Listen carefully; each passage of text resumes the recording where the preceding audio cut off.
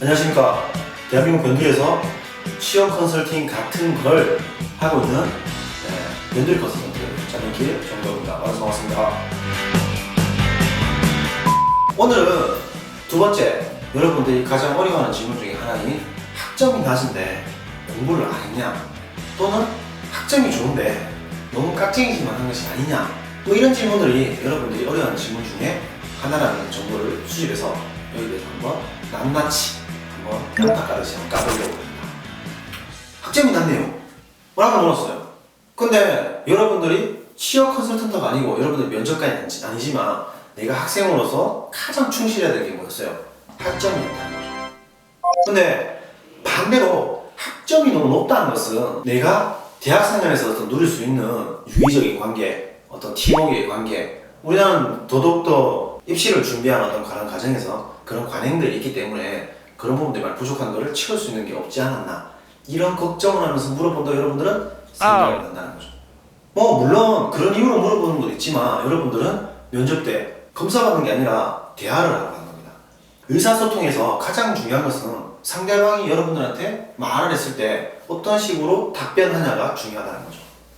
여기서는 가장 화법에서 기본적인 노출이라는 방법을 통해서 여러분들은 이것을 좀 더 쉽게 좋은 시각으로 돌려서 말을 할 수 있다는 겁니다.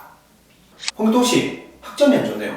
네, 맞습니다. 저는 대학에서 첫 번째 목표가 여자친구를 사귀는 것이었는데요. 그러다 보니까 동아리 활동도 열심히 했고요. 그러다 보니까 동아리에서 어떤 임원을 맡게 됐고요. 그래서 그걸 하다 보니까 학점을 좀 손해했던 것 같습니다. 그러나 이런 과정에서 저는 한 가지를 배울 수가 있었는데요. 제가 하고자 하는 일이 있을 때 어떤 행위가 더해주고, 그리고 다른 사람과 이것을 같이 한다면 좀 더 효과적이라는 것입니다. 예컨대 저는 족구 동아리에서 처음에 예선전에서 탈락하는 팀원 중에 한 명이었습니다. 그러나 제가 반복해서 어떤 동작을 연습을 하고 팀을 이뤄서 매일 빠지지 않고 이것을 했더니 나중에는 전국 족구대회에서 준우승까지 하는 결과를 만들 수 있었다는 것이죠. 약간 이런 식으로 여러분들은 충분히 노출을 통해서 말을 할 수 있다는 거죠. 듣고 보니까 괜찮은 것 같은데 왜 저렇게 얘기를 해야 될까 분명히 궁금하고, 그리고 중간에 얘기를 더 할까 말까 자를까 많은 고민들이 또 이 상황에서 생기게 됩니다. 근데 반대로 학점이 좋은 경우에서도 한번 얘기를 해보겠습니다. 그러면 좀 더 이해가 잘 가실 거라는 거죠. 학점이 굉장히 좋아요. 4.5 만점에 4.4, 4.3인 경우가 있죠. 그러면 단골 질문입니다. 홍기동씨, 학점이 굉장히 좋은데 혹시 학교 다닐 때 시험 기간 되면 친구들을 좀 멀리한다든지 그런 게 있지 않았나요? 많은 친구들은 이렇게 얘기합니다. 아닙니다. 저는 제가 학점을 관리를 잘한 것도 있지만 항상 프로젝트를 할 때 팀을 이뤄서 무언가를 하려고 했고 업무의 배분에 대해서 정확하게 그걸 지켰기 때문에 이것이 가능했던 것입니다. 근데 면접관이 하는 말이 맞고 틀리고 뭐가 중요하겠습니까? 곰곰이 생각해보면 면접관은 학점을 여러분들이 그렇게 받아서 이런 점이 있는 거에 대해서 훈계를 하거나 혼을 내려고 하는 게 아니라 어떻게 하려는 거죠? 그냥 방법이 궁금했다고 생각해도 되는 거지 않겠습니까? 그러면 조금 바꿔서 이런 대답할 수 있다는 거죠. 학점이 좋게 해서는 어떻게 했을까요? 분명히 시간을 더 투자하고 수업 시간에 좀 잘 듣고, 그리고 레스폰스 철저히 하고 이런 기본적인 방법들을 사용했다는 거죠. 근데 대부분 그들을 보면 어때요? 유대관계가 그렇게 나쁘지가 않다는 거죠. 그래서 제가 컨설팅한 친구의 어떤 얘기를 들어보면 이런 답변이 있습니다. 홍일동씨 학점이 굉장히 좋네요.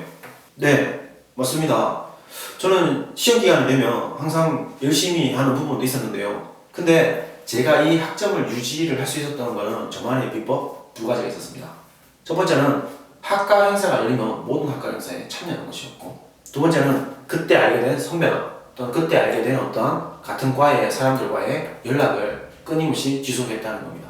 예컨대 거기 사는 선배들에게 교수님의 스타일이나 또는 작년에 똑같은 과목을 배웠을 때, 프로젝트를 진행했을 때의 어떠한 평가 방법 또는 족보 같은 것을 미리 조금은 알 수 있었는데요. 이러한 것들이 경쟁이 돼서 저는 성적을 좋게 만들 수 있습니다. 분명히 회사에서도 다른 사람보다 부족한 것이 많을 겁니다.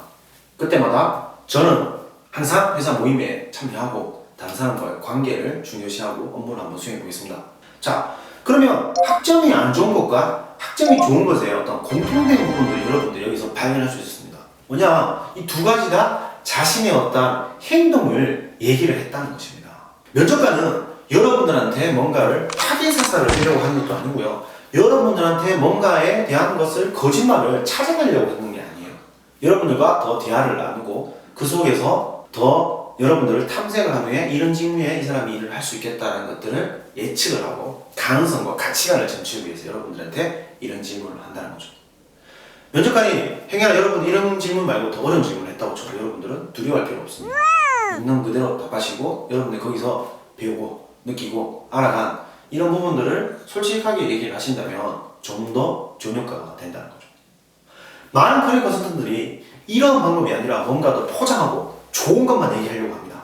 물론 거기서 취준생들이 강화를 해서 그게 맞다고 어떤 생각을 더 거듭되고 그 생각이 맞다는 어떤 확신을 가지고 대답을 하면 비언어적으로 자신감이 보이고 뭐 그렇게 해서 평가를 좋게 받는 경우가 있습니다.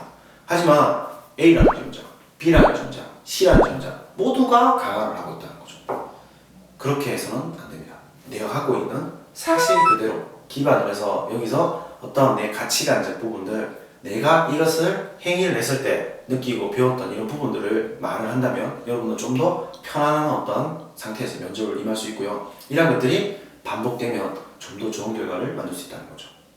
네, 오늘은 학점이 안 좋거나 학점이 좋은 경우에 어떻게 대답하는지에 대해서 알아봤고요. 혹시나 면접에서 궁금한 질문, 이런 건 너무 어렵다, 어떻게 답변해야 될지의 미시나 풀이가 필요하면 댓글로 달아주시면 여러분들에게 낱낱이 가르쳐드리겠습니다.